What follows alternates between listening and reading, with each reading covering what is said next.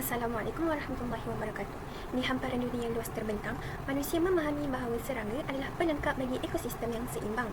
Makhluk yang tidak berbicara, namun kejadian mereka menjadi bukti keagungan ciptaan Allah. Belalang, lembah dan anai-anai bukan sekadar penghuni bumi, tetapi cermin kebijaksanaan dan kekuasaan ilahi. Namun, apakah rahsia dan hikmah yang tersirat di sebalik penyebutan mereka dalam kalam Allah? Mengapa Allah memilih mereka sebagai sebahagian mesejnya kepada manusia? Mari kita selami dan fahami bersama bagaimana Al-Quran mengangkat kisah makhluk kecil ini sebagai pengajaran dan bukti kebesaran Allah.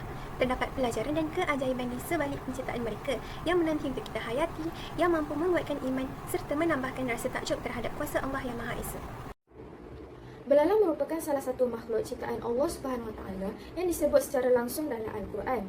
Meskipun kecil dan sering dianggap remeh, tetapi serangga ini membawa pengajaran yang sangat besar. Dalam surah Al-Qamar ayat 7, Allah Subhanahu Wa Taala berfirman, "Pandangan mereka tunduk, mereka keluar dari kubur seperti belalang bertebaran." Ayat ini menggambarkan keadaan manusia pada hari kiamat, di mana manusia akan keluar dari kubur dengan jumlah yang sangat besar, seperti segerombolan belalang yang menyebar tanpa kawalan.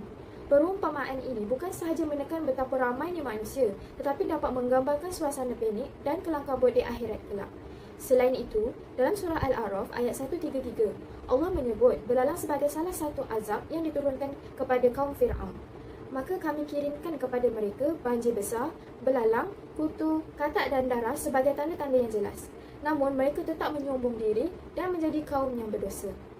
Ayat ini menunjukkan bahawa belalang bukan sekadar serangga biasa, tetapi boleh jadi azab dari Allah Subhanahu Wa Taala kepada kaum yang ingkar. Serangan belalang boleh membawa kehancuran kepada hasil tanaman dan ekonomi, sekaligus menjadi bukti kekuasaan Allah yang mutlak atas segala makhluk. Dari perspektif ini, kita dapat melihat bahawa belalang dalam Al-Quran bukan hanya sebagai makhluk, tetapi juga sebagai simbol peringatan dan kekuasaan Allah Subhanahu Wa Taala. Ini menunjukkan bahawa setiap ciptaan Allah, walaupun kecil, mempunyai peranan dalam menyampaikan mesej kepada manusia. Selepas kita menghayati kisah serangga pertama yang disebut dalam Al-Quran, kini tibalah masanya untuk kita mengenali serangga seterusnya yang tidak kurang hebat dan istimewa. Serangga ini disebut secara khusus dalam Al-Quran, bahkan terdapat satu surah yang dinamakan seperti namanya. Agaknya serangga apakah yang dimaksudkan ini? Ya, serangga yang dimaksudkan adalah lebah. Dalam surah An-Nahl ayat 68 dan 69, Allah menyampaikan perintahnya kepada lebah dengan firman-Nya, "Dan Tuhanmu telah mewahyukan kepada lebah, binalah sarang-sarang di bukit-bukit, di pokok-pokok kayu dan di tempat-tempat yang dibina manusia. Kemudian makanlah dari segala jenis buah-buahan dan tempuhlah jalan Tuhanmu yang telah dimudahkan untukmu." Dari perut lebah itu keluar minuman yang beraneka warnanya. Di dalamnya terdapat penawar bagi manusia. Sesungguhnya pada yang demikian itu terdapat tanda-tanda kebesaran Allah bagi mereka yang mahu berfikir. Ayat ini menunjukkan bahawa Allah memberikan wahyu kepada lebah. Wahyu ini bukanlah dalam bentuk syariat seperti yang diterima oleh para nabi, tetapi dalam bentuk ilham istimewa yang membolehkan lebah melaksanakan tugasnya dengan teratur. Salah satu bukti kehebatan ini ialah struktur sarang lebah yang sangat kompleks dan sempurna, menggambarkan kebijaksanaan dalam ciptaan Allah. Selain itu, dari perut lebah keluar madu yang bukan sahaja enak, tetapi juga bermanfaat untuk kesihatan dan boleh dijadikan penawar. Semua ini menyampaikan mesej yang besar kepada kita tentang pentingnya kebijaksanaan, serta menjadi tanda jelas akan kebesaran Allah bagi mereka yang mahu berfikir dan mengambil pengajaran. Tahukah anda, anak-anak merupakan salah satu serangga yang memakan kayu? Hampir semua spesies kedua-dua pekerja dan askar di dalam koloni anak-anak adalah buta. Mereka berkomunikasi menggunakan aroma kutika dan meninggalkan baunya untuk panduan anak-anak yang lain. Memandangkan anak-anak menghabiskan masa di kawasan yang gelap dan lembap, maka mereka tidak memerlukan mata untuk melakukan kerja. Firman Allah dalam surah Sabah ayat 14, "Maka ketika kami telah menetapkan kematian atasnya Sulaiman, tidak ada yang menunjukkan kepada mereka kematiannya, itu kecuali anak-anak yang memakan tongkatnya.